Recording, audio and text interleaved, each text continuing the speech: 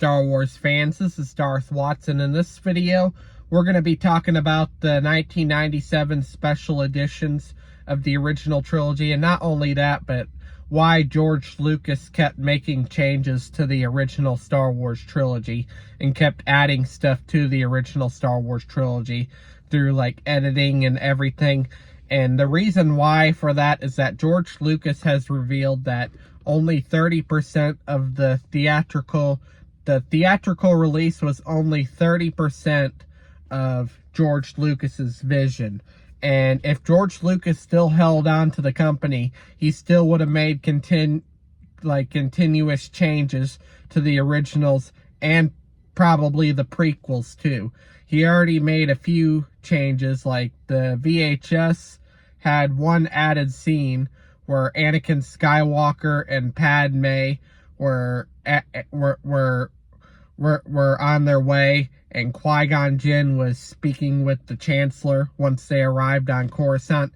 They add that scene, but when you saw it on VHS for episode 1, that scene was completely cut out, but once the DVD release came, that scene was added back in. And I don't know why they did that, but if George Lucas still held on to Star Wars, he still would have made continuous changes with the prequels and the originals. Especially if he were to make the sequel trilogy, he would also do another special edition on the original trilogy with some more added feature scenes that could connect to the sequel trilogy, and that would tie into the sequel trilogy.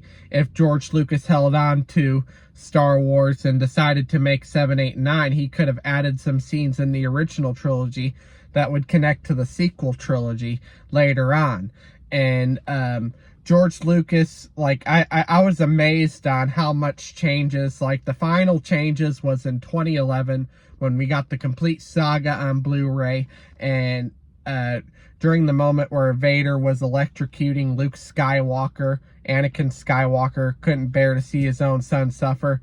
He said no. Vader saying no was the last thing added into the original trilogy during the complete saga on Blu-ray, when George Lucas released the complete saga on Blu-ray.